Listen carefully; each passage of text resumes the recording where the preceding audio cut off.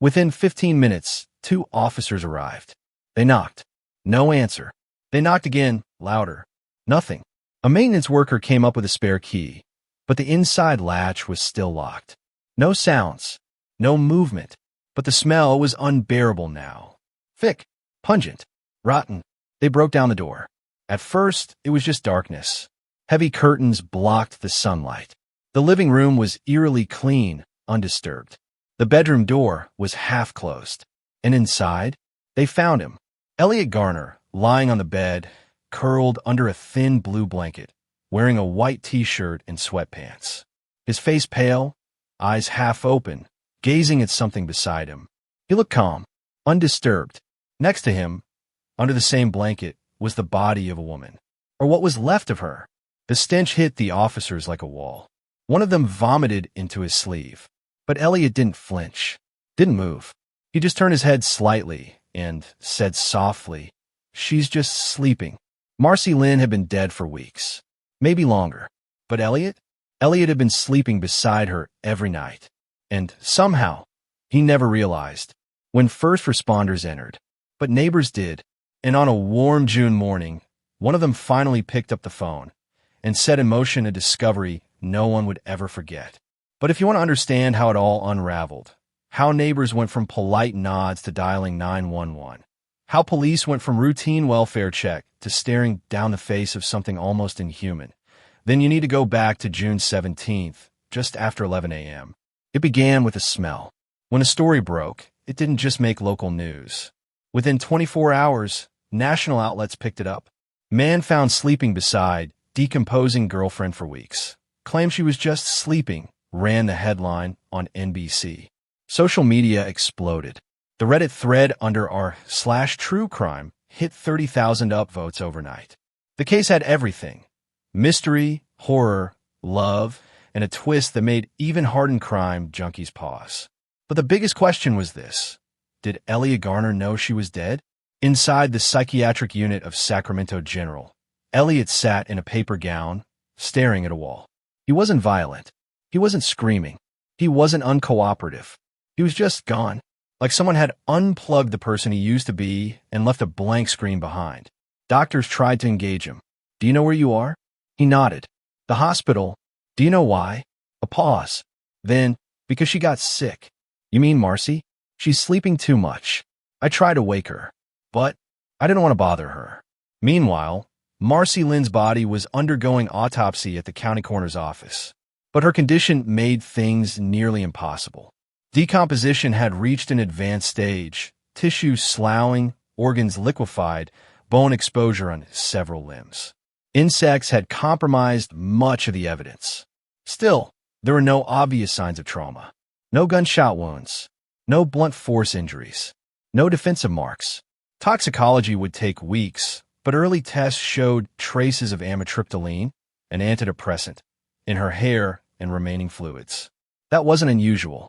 Marcy had a known history of depression and anxiety. What stood out, however, was the quantity. Amitriptyline, in high doses, can cause cardiac arrest, but there was no way to know how much had been taken or if Elliot had anything to do with it. Investigators dug deeper into Marcy's past. She'd once worked as a preschool teacher before the pandemic. After losing her job, she spiraled. Hospital records showed 2 inpatient psychiatric stays, one in 2020, one in 2021. Diagnoses included major depressive disorder, generalized anxiety, and self-harm ideation. Her mother, Teresa Lynn, told police she hadn't heard from her daughter since February. "She texted me out of nowhere," Teresa recalled. Said she needed space, that she and Elliot were trying to reset their life. "I thought maybe she was going off-grid, doing a digital detox or something. I didn't want to push her." Police checked Marcy's phone records. No calls made. No text sent after that final message to her mom. Except, the message wasn't written the way Marcy normally texted. Her mom pointed it out immediately. She always signed off with emojis. There were none this time. It felt cold, like someone else wrote it pretending to be her. They pulled the phone metadata. The message had been sent from Elliot's phone. When confronted, Elliot didn't deny it. He just said, "She wanted me to tell her mom." She was too tired to type. Detective Marcus Tillman didn't buy it. Something wasn't adding up. But every path he followed kept hitting the same wall. No evidence of murder. No fingerprints on pill bottles. No signs of restraint. No financial motive. Elliot and Marcy lived paycheck to paycheck. No life insurance. No will. But there was something else. On Elliot's laptop, investigators found a folder labeled for her. Inside were dozens of Word documents, dated from March through June. Each one was a journal entry written as if Marcy were still alive and talking back. You said you didn't feel real anymore. I told you I'd hold on tight, that I'd never let go. You were cold tonight, so I wrapped the blanket around you tighter. I kissed your forehead. You didn't move, but I know you felt it. I cleaned the bugs again. I hate them. They're so loud, but you're still beautiful. One entry, dated May 21st, read, "The smell is worse now. I opened the window a crack, but I worry the neighbors will get suspicious. Still, I can't let them take you. We promised forever. You told me, don't ever let me go, Elliot. So I won't. Even when your eyes change. Even when your skin breaks. You're still here. I know it." The entry ended with a quote in all caps. "Love never dies. It just rots a little." Forensic psychologists were brought in. Their opinion? Elliot was not insane in the legal sense. He understood reality, at least partially. But he was deeply delusional, possibly suffering from dependent personality disorder, shared psychosis, or even thanatophilia, a rare condition involving emotional fixation with the dead. One doctor phrased it this way: this wasn't about denial. It was devotion twisted so far it broke. He couldn't accept the loss, so he redefined death. It was Officer Carla Monroe who made the initial approach. She had 14 years on the force, seen her share of overdoses, hoarders, even a body that sat in a bathtub for 2 weeks during a heat wave. But this was different. Elliot sat on the edge of the bed as they entered, eyes blinking slowly like he'd just been woken up from a nap. His skin was pale, sweat beading along his forehead. There was no panic, no confusion, just a strange stillness. "Sir, can you stand up for me?" Carla asked, trying to keep her voice calm. Elliot looked at her, then turned toward the bed, toward what was left of Marcy Lynn. "She's been really tired lately," he said softly, brushing a strand of hair from the corpse's face. "She sleeps more now." The officers exchanged glances. One of them stepped out into the hallway and radioed for backup, forensics, and the coroner. Inside the bedroom, the air was thick. The curtains hadn't been opened in months. The mattress sagged where Marcy's body lay, or what remained of it. Her skin had bloated, then dried. Parts of her face had collapsed inward. Hair clung to the pillow in loose, matted strands. One arm was visible above the blanket, bone peeking through the peeling skin. Insects had made a home under her ribcage. And yet, nothing in the apartment suggested concealment. No air fresheners. No bags. No attempt to move the body. Elliot hadn't even shut the bedroom door. In fact, everything looked maintained. 2 bowls on the table in the living room, both recently used. One half empty with cereal. The other, untouched. On the bathroom mirror, written in pink lipstick, "Love never dies." Detective Marcus Tillman arrived on scene about an hour later. The moment he walked in, he caught the smell, death, sweet and sour, deep in the walls. Like it had seeped into the drywall, he would later say. He made his way past the officers, past Elliot now, sitting cross-legged on the floor, rocking slightly. And when he entered the bedroom, something in him just stopped. This wasn't a crime scene in the traditional sense. It wasn't chaos. It was stillness, like stepping into a mausoleum, except the tomb wasn't sealed. It was wide open, and someone had been living in it. Paramedics approached Elliot cautiously. One of them checked his vitals. Heart rate, low but stable. Blood pressure, dehydrated, undernourished. No signs of injury. Elliot didn't resist when they helped him up. He just looked at Marcy and whispered, "Don't worry, baby.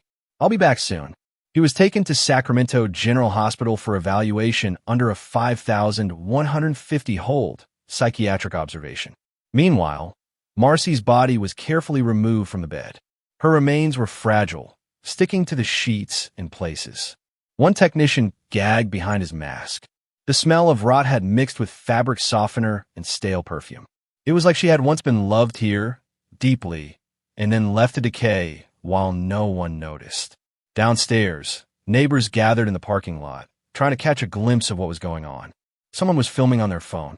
A woman from 3A kept saying over and over, but he seemed normal, just quiet. He always smiled when we passed each other. An officer finally turned to the crowd.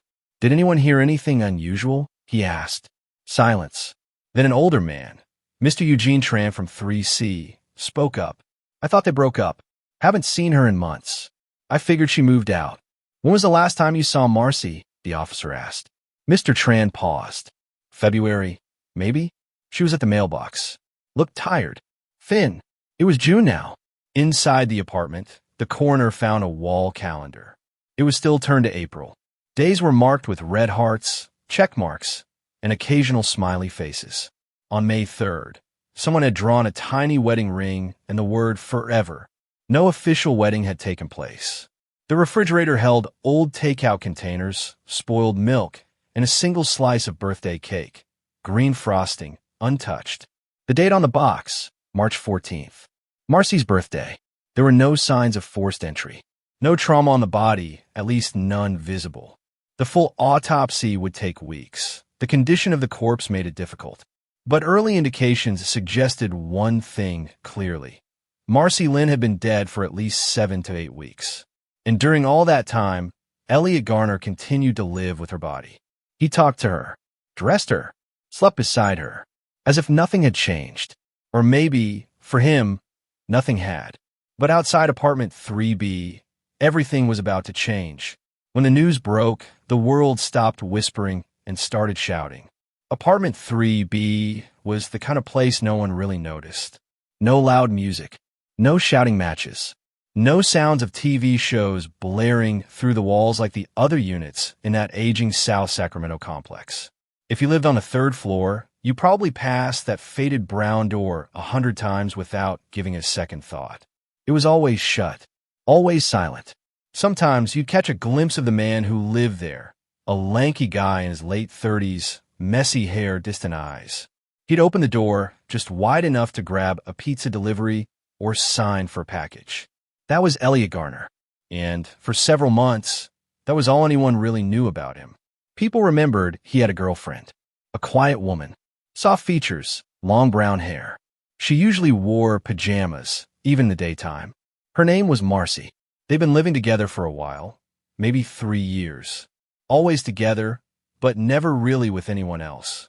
They didn't socialize, didn't throw parties, didn't even make small talk, but they didn't cause trouble either. So no one asked questions until Marcy disappeared. It wasn't the kind of disappearance that made headlines. No screams, no broken windows, no desperate searches. She just stopped being seen. The neighbors started to notice in late spring when the California sun came back and people were spending more time on their balconies. Marcy used to water a few hanging plants outside her window every morning. But then the plants withered, turned brown, and died. No more Marcy. Dolores, an elderly woman across the hall, was the first one to speak up. She remembered telling her son on the phone, "Every night around 8, the bedroom light turns on in 3B. But nobody moves inside. It's just a yellow glow, still as death." She swore she once heard Elliot talking, low murmurs through the door.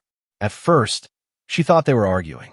But then she realized there was no second voice, just his. And even that was barely human, flat, monotone like someone speaking to a wall. Weeks passed, then months. Still no sign of Marcy. But the smell was getting worse. It started off subtle, sweet, almost sickly. Some thought it was spoiled food. Others blamed the plumbing. But it clung to the walls of the hallway like something alive. Even delivery drivers refused to bring packages all the way up. One Amazon guy started leaving them downstairs. "I don't know what's going on in there," he said, "but it ain't right." On June 17th, Dolores dialed 911. She didn't know exactly what she was reporting, only that something was deeply, deeply wrong. "I think someone's dead in that apartment," she whispered into the phone. Meanwhile, the community was in shock. Outside the apartment complex, people left flowers, candles, a photo of Marcy taped to the stairwell railing with the words, You deserved better. And online, the debate raged. Some called Elliot a monster. How could anyone sleep next to a corpse and not know? They demanded. Others saw him as a broken man. He lost the only person who ever loved him. His mind just fractured. And then there were the conspiracy theorists. He was experimenting with taxidermy. He wanted to turn her into a doll. This was premeditated. Detective Tillman, when asked in an interview, said this. We still don't know if Marcy died by suicide, accident, or something else. What we do know is that Elliot didn't report it. He didn't ask for help. He let her rot and built a fantasy around her corpse. Whether or not that's murder, the court will have to decide. The truth had shaken Sacramento. But for Elliot Garner, it wasn't the truth that hurt. It was waking up alone. Everyone wanted to know what was wrong with Elliot. But maybe the better question was, who was the woman who stayed with him until the very end? Long before she became the girl who rotted in apartment 3B, Marcy Lynn was just Marcy. A daughter, a preschool teacher, a person who once laughed too loud at bad jokes and cried during animated movies. To the world, she became a cautionary headline. But to those who actually knew her, Marcy was a quiet, fragile soul trying to stay afloat in a world that kept pulling her under. Born in 1990 in Visalia, California, Marcy was the youngest of 3 siblings. Her mother, Teresa Lynn, described her as the gentle one. She loved stuffed animals well into her teens and wrote letters to imaginary friends even in middle school. Her father left when she was 8, and though the family never talked much about it, Teresa later admitted, Marcy never got over that. She stopped trusting people after he left. In high school, Marcy was the type of girl teachers said had potential. Straight B's, loved to draw, adored kids. But she struggled with anxiety early on. Class presentations were a nightmare. Large crowds made her sweat. She never went to prom. Friends drifted away over time, frustrated by how easily she pulled back in her shell. After graduating from a local community college with a certificate in early childhood education, Marcy got a job at Little Sprouts Academy, a daycare center in Sacramento. According to co-workers, she was kind and patient with children, but distant with adults. She always seemed like she was walking around in a daydream, one former co-worker recalled, but not in a whimsical way, in a way that felt like she didn't really want to be here. She kept to herself, took her lunch breaks in her car, never talked about dating, never brought anyone to staff parties. And then the pandemic hit. In April 2020, Little Sprouts shut down temporarily, and when it reopened months later, Marcy didn't return. According to her HR file, she cited personal health reasons. But the truth was more complicated. She had spiraled. Medical records show Marcy was admitted to a psychiatric facility that July after a suicide attempt involving sleeping pills. Her intake form listed hopelessness, chronic fatigue, and thoughts of worthlessness. Diagnosed with major depressive disorder and persistent dissociative symptoms, she was placed on a mix of antidepressants and anti-anxiety medications. She was released after 4 weeks. That fall, she tried online therapy. She tried journaling. She tried yoga. But nothing seemed to stick. Teresa, who spoke to her almost daily back then, said, "It was like I was talking to someone behind glass." She was there, but not all the way. Then came Elliot. They met on a Reddit forum for people with social anxiety. It started with long, private messages about fear, shame, insomnia, loneliness. Elliot talked about how he couldn't hold a job. Marcy shared that she couldn't leave her apartment without a panic attack. It was trauma bonding, digital intimacy, 2 broken people stitching each other together with words. They video called for 2 weeks. Then, in early January 2022, Marcy moved into his apartment, sight unseen. Her mother begged her to reconsider. I told her, "Baby, you don't even know this man. You don't just move in with someone from the internet." But she said something I'll never forget. "He listens to me, Mom. He doesn't want to fix me. He just wants to be with me." And for a while, maybe it worked. Neighbors remember seeing them walking to the corner store together, always close, never speaking. A kind of quiet companionship. They didn't smile much, but they were together. Like 2 ghosts haunting the same hallway. But isolation has a way of turning inward. By late 2022, Marcy had stopped leaving the apartment altogether. She deactivated her Facebook, cut off her siblings, stopped replying to her mother's texts, except for an occasional, "I'm okay" message. She was fading, Teresa said. I could hear in her voice. Even when she said she was fine, there was no life behind the words. Then came February 2023, the last time anyone saw her alive. Security footage from the apartment complex shows Marcy picking up a package from a lobby. Her frame is gaunt, her hair unwashed. She walks slowly, as if each step cost her something. She doesn't look up at the camera, just clutches the box to her chest and disappears down the hall. Days later, her mother received a text. "I need space. Elliot and I are focusing on our healing. Please don't worry. I love you." No emoji. No typos. No warmth. It was sent from Elliot's phone. Investigators later found an unsent draft on Marcy's actual phone. A message to her mom, written days earlier, that simply said, "I don't feel safe anymore. I want to come home." It had never been sent. The autopsy couldn't confirm cause of death, but detectives believe Marcy likely overdosed, intentionally or not, in early March. Whether she chose to end her life, or simply gave up eating, or whether someone helped her fade away, remains unclear. But what is clear is this. After she died, Elliot kept her in that bed. Not out of sadism, not out of convenience, but something far stranger. Maybe in his twisted mind, keeping her meant she hadn't really left. Maybe he thought if he loved her hard enough, death itself would reverse course. Maybe in some deeply fractured way, he believed they had finally found peace, alone, undisturbed, just the two of them, wrapped in silence. But that silence came at a price. For Marcy's family, there would be no funeral, no open casket. The body was too far gone.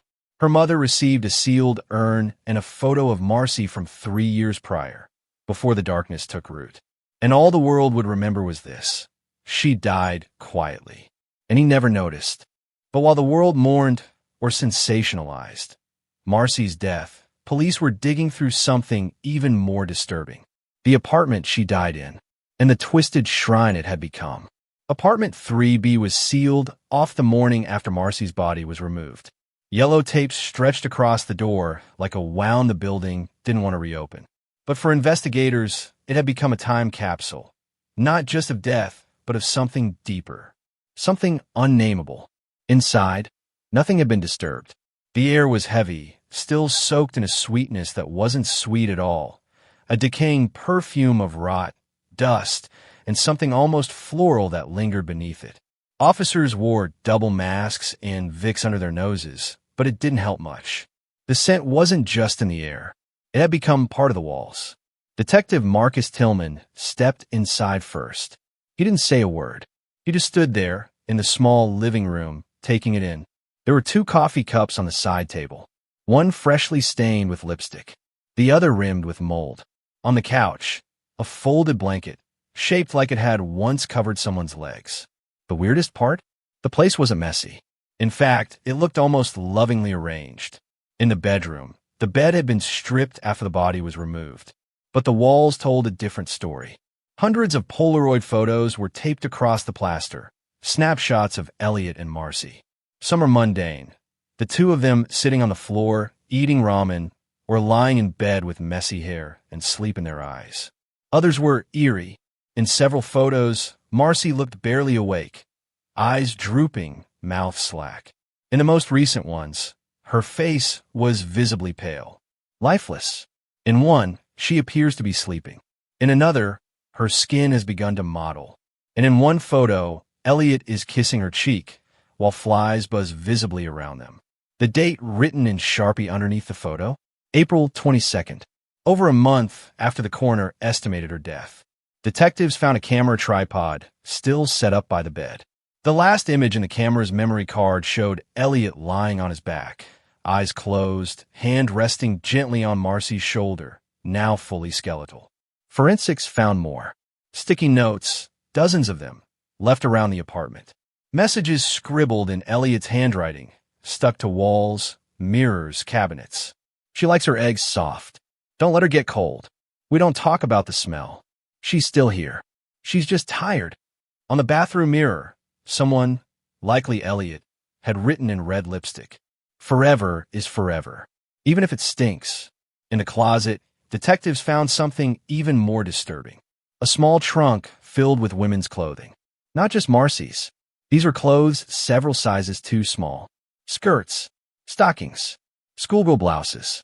And inside a folder, printed photos of other women Elliot had followed online. Mostly loners, mostly mentally vulnerable, according to their profiles. Some investigators began to wonder, was Marcy really the first? Or just the one who stayed? Still, there was no evidence of prior victims. No missing persons connected. Nothing to suggest Elliot had done this before, or to anyone else. But what the apartment made abundantly clear was this. Elliot hadn't been living with a dead body. He'd been living with a fantasy. On his computer, police found an entire folder titled Dream Life. It was filled with AI-generated images, digital art of him and Marcy in places they'd never been. A picnic in Paris, walking through snow-covered woods, holding a newborn baby. In some of the AI photos, Marcy's features were off. One eye slightly lower. A smile that didn't reach the eyes. Fingers blurred into one another. Detective Tillman whispered to a colleague. He wasn't just trying to hold on to her. He was trying to rebuild her. And then came the videos.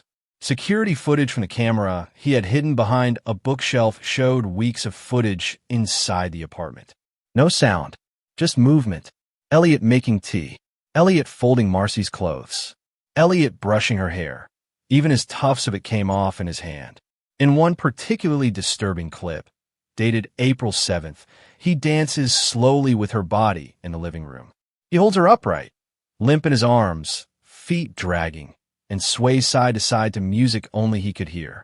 At one point, her neck slumps backward. He gently lifts it, kisses her forehead, and keeps dancing. The clip is 8 minutes long. He never breaks rhythm. One psychologist consulted by the department later said, "This man wasn't delusional in the classical sense. He knew she was dead, but he built a cognitive cocoon to protect himself from that truth. His rituals weren't about denial. They were about preservation, control, worship even." Outside the crime scene, neighbors stopped walking past apartment 3B. Some even asked to break their leases. One family moved out within a week. "I can't sleep knowing that happened just down the hall," said a woman from 3F. Like, who knows how many nights he was lying in there with her rotting next to him while we were putting our kids to bed. Others brought flowers, candles. A crude memorial was taped to the stairwell. "Rest in peace, Marcy. You were more than what he made you." But some notes were less kind. "Freak show. She deserved better than to become his corpse bride." The apartment remained untouched for months. Property managers couldn't find a cleaning crew willing to take the job. Eventually, they hired a biohazard team from out of state.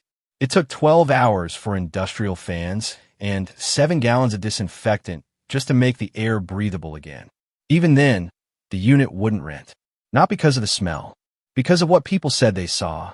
A figure in the window, a shadow on the balcony, a flicker of movement past the blinds, even when the apartment was locked and empty. Some swore they heard humming in the night. A woman's voice, low and broken, whispering the same thing again and again. "Don't leave me. Please don't leave me." The echoes in apartment 3B were horrifying, but the bigger questions still hung in the air. Was this grief? Or was it something criminal? When the DA's office received the full case file, there was silence. Not because the evidence wasn't horrifying. It was. But because no one could quite decide what crime had actually been committed. No one had reported a murder. No one had witnessed a violent act. No forensics could prove force or coercion. But a woman was dead, and a man had lived with her rotting body for nearly 2 months, talking to it, grooming it, even loving it. So the question became, was this a case of insanity or something darker? Was Elliot Garner simply broken? Or was he a predator hiding behind a wall of psychosis? On July 2nd, the Sacramento District Attorney officially filed charges against Elliot Garner. Felony failure to report a death, abuse of a corpse, and, most controversially, second-degree murder pending toxicology results. The third charge lit the match. Across social media, debates exploded. Hashtag corpse roommate trended for 48 hours. TikTokers reenacted the crime scene. YouTubers called it the real-life Norman Bates.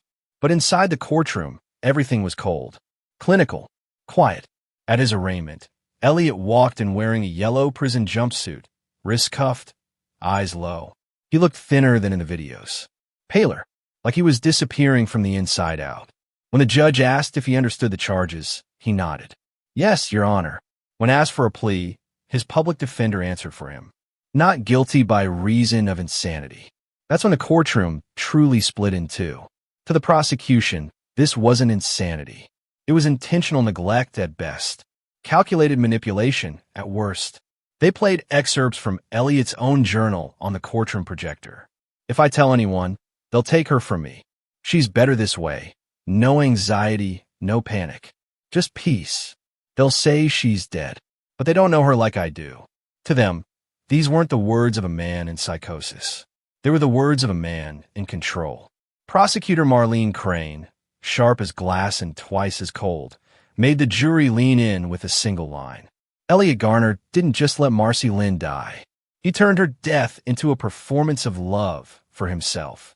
She argued that Elliot had intentionally isolated Marcy, discouraged treatment, manipulated her into silence, and ultimately allowed, or assisted in, her death. If she took those pills, Crane said, he could have called 911. He didn't. He let her die, and then he used her body like a doll. He posed her. He slept with her. He recorded himself dancing with her weeks after her skin had started to slough off. Tell me, is that insanity? Or something worse? But the defense painted a different picture. Dr. Sasha Patel, a forensic psychiatrist appointed by the court, testified that Elliot suffered from delusional disorder, somatic and erotomanic type, with traits of dependent personality disorder and complicated grief psychosis. Mr. Garner experienced a psychological break upon Marcy's death, she explained. Instead of processing the loss, he regressed into a fixed delusion that she was still with him. Not metaphorically, but literally. In his mind, the body wasn't dead. It was asleep. Defense attorney Howard Berman showed the jury photos from Elliot's childhood, a file that revealed years of abandonment, emotional abuse, and social trauma. Teachers' notes described Elliot as extremely withdrawn, fixated on rituals, and unable to differentiate fantasy from reality under stress. But the most powerful testimony came from Elliot himself. On the stand, his voice cracked with every sentence. She told me she didn't want to go to the hospital. She said they made her feel worse. She begged me not to send her back. He looked down. I didn't know she was dying. I thought she was resting. She always slept for days sometimes. And when I realized she wasn't breathing, I couldn't let her go. Why not? The defense asked. He swallowed. Because no one ever stays. She promised she'd stay. And I made her promise. Then the prosecution cross-examined. Mr. Garner, did you know that Marcy was already cold when you kissed her? A pause. She was always cold. You brushed her hair even when it fell out. What? I didn't want her to look messy. You slept beside her when her body was rotting. Didn't the smell tell you something? Tears welled up in his eyes. It told me she was still there. That moment broke the room. One juror reportedly turned away, sobbing. But it also raised a terrifying question. Was this compassion twisted into madness? Or control masquerading as devotion? The toxicology report arrived on day 11 of the trial. The amount of amitriptyline in Marcy's system was technically lethal, but not conclusively so. She could have taken it all at once. She could have taken it gradually, over days. There are no fingerprints on the bottle. There was no smoking gun. And with no definitive proof of homicide, the murder charge began to crumble. In closing arguments, the prosecution leaned on disgust. They showed the jury that photo, the one of Elliot lying beside her decomposing corpse, smiling, eyes closed in peaceful bliss. Look at that, Crane said. You want to call that love? Or is that possession? Control? Madness with just enough awareness to know he'd never get this closeness with someone alive. The defense closed quietly. No theatrics, just one sentence. If grief can make you cry in public, hallucinate your dead loved one, or talk to an urn, how far would your grief have to go before someone called it crime? And then it went to the jury. 12 strangers were asked to decide if Elliot Garner was a monster. He courtroom waited. The cameras rolled. And the verdict, when it came, would divide a nation. Or a man who broke so completely that reality itself shattered with him. The courtroom was silent when the jury returned. The kind of silence that presses into your chest and makes your heartbeat feel loud. Elliot Garner sat at the defense table, eyes fixed on nothing. Behind him, Marcy's mother clutched a folded photograph of her daughter, one of the last taken before she moved into apartment 3B. Her lips moved silently, like she was praying or maybe just mouthing pleas. 11 days of testimony. For days of jury deliberation. 17 hours behind closed doors. And now it came down to this. The judge looked to the foreperson. Has the jury reached a unanimous verdict? The woman stood, pale, hands trembling slightly. We have, Your Honor. The judge nodded. On the charge of second-degree murder? A breathless pause. Not guilty. A wave moved through the room. Gasps, murmurs, a stifled sob. Elliot didn't react. He just blinked slowly, as if the words hadn't landed yet. On the charge of failure to report a death? Guilty. On the charge of abuse of a corpse? Guilty. The judge thanked the jury, dismissed them, and turned to the sentencing phase. Elliot could face up to 8 years for the charges, possibly more with enhancements. But the prosecution had already made a recommendation, psychiatric commitment in lieu of prison. And so, the gavel fell. Elliot Garner was remanded to Sacramento State Hospital for the criminally insane, with a minimum confinement of 15 years, subject to annual psychological review. The courtroom emptied slowly, as if no one was sure what to do next. Teresa Lynn sat alone on the bench, staring down at the photo in her hands. She's still gone, she whispered to a reporter. Whether you meant to kill her or not, she's still gone. Outside, protesters held signs in 2 distinct camps. One side shouted, she deserved justice. You don't sleep with the dead by accident. Lock 'em up, not away. The other side wept. Mental illness isn't a crime. He loved her too much. This is what happens when you ignore the broken. News crews circled like vultures. Twitter lit up again. TikTokers filmed breakdowns of the verdict. Reddit turned savage, as Reddit does. One comment read, if my girlfriend dies and I keep her body in my bed, I'm a tortured soul. But if she keeps my body, she's a necrophile. Double standard much. Dark humor. Darker minds. But for those closest to the case, the jurors, the detectives, the families, none of this was entertainment. Detective Marcus Tillman gave a short press statement. There are cases where justice feels clear. This isn't one of them. I don't know what Elliot is, but I know what he's not. He's not whole. And he hasn't been for a long time. Forensic psychiatrist Dr. Sasha Patel later reflected. The danger with cases like this is the temptation to reduce them, to say, he's just crazy or he's a monster. But humans are messier than that.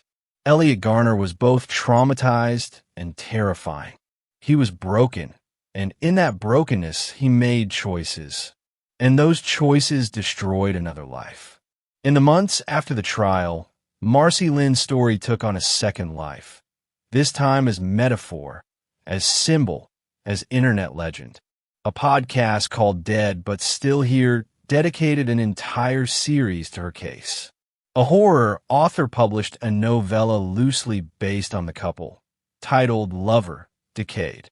A Netflix true crime producer reportedly reached out to Marcy's family for adaptation rights. They declined.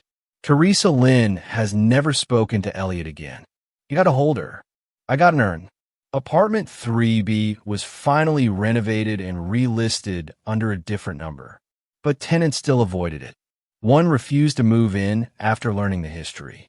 Another broke the lease after one night. saying the closet door kept opening on its own. Elliot, meanwhile, lives in a white room with no mirrors and soft walls. He takes his meds. He meets with doctors. Sometimes he paints. Always the same subject. A woman with brown hair and tired eyes, always lying down, always smiling faintly. When asked during a court-ordered interview if he understood that Marcy was dead, Elliot said, "She's not dead. She's just sleeping where no one can bother her." "Do you still talk to her?" the interviewer asked. He smiled, only when the lights go out. And with that, he turned to the wall and began to hum. The same song they found on his playlist. The one he played while dancing with her corpse. Something soft. Something old. "Can't help falling in love with you." The headlines faded. That's what always happens, eventually. Another crime. Another monster. Another twist that makes people gasp and click and comment. But then comes the lull, and with it the silence. For Elliot Garner, silence was nothing new. He had lived in it, wrapped himself in it, slept beside it while it decayed beside him. And now, in a quiet, sterile room at Sacramento State Hospital, that silence had become permanent. No trial, no appeal, no hope of release anytime soon. Only white walls, fluorescent lights, medication schedules, and time, lots and lots of time. He rarely speaks now. Staff describe him as calm, even polite. He never lashes out. He follows directions, eats alone, sleeps in the same position every night, curled slightly to the right, as if still turning toward someone who isn't there. When asked about Marcy, he refers to her in present tense. She's resting. She doesn't like loud noises. She hates the fluorescent lights. I tell her to keep her eyes closed. They've tried therapy, cognitive behavioral, EMDR, trauma recovery. But the truth is, Elliot doesn't want to be fixed. Because in his mind, he's not broken. Everyone else is. One nurse said she once saw him speaking into the air at 2 a.m., softly, like reciting poetry. She stepped closer and heard, "Even now, your hair still smells like lilac. I never told you that enough." She didn't sleep for 2 nights after that.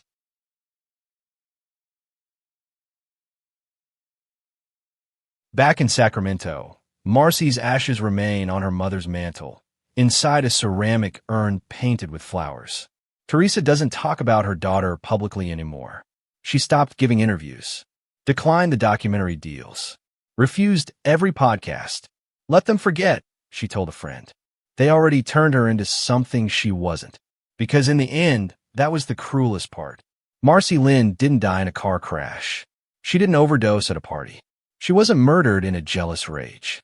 She died quietly, invisible even in death. And when the world finally noticed, it wasn't to mourn her. It was to gawk at the man who kept her like a souvenir. The internet called her the corpse girlfriend. But she was a daughter, a teacher, a woman who once believed in kindness and healing and soft things. And now, she lived on only through memes, Reddit threads, and horror stories. Some nights, neighbors from the old apartment building still say they hear music. Faint, tinny, a voice from behind the walls. Wise men say only fools rush in. They tell themselves it's nothing, just the wind, just the pipes. But those who live near apartment 3 don't go near it anymore. Even after it was remodeled, even after the number was changed, even after the walls were scrubbed and the carpet replaced. Because there are some things bleach can't remove. Some silences that hum with memory. And in that silence, a truth remains. She died, and he stayed. Not because he had to, not because he was evil, but because Elliot Garner, for all his madness, for all his sickness, could not imagine a world without her in it. And so, he built one, rotting and delusional and horrifying, but still in his mind. Home. But homes don't last forever. And after the trial ended, only one thing remained. Silence. Elliot Garner remains under indefinite psychiatric hold at Sacramento State Hospital. Marcy Lynn's family has established a mental health awareness fund in her name. The apartment where the crime occurred was last listed for rent in April, but remains vacant. If you or someone you love is struggling with mental illness, help is available. Call 988, the Suicide and Crisis Lifeline. You're not alone.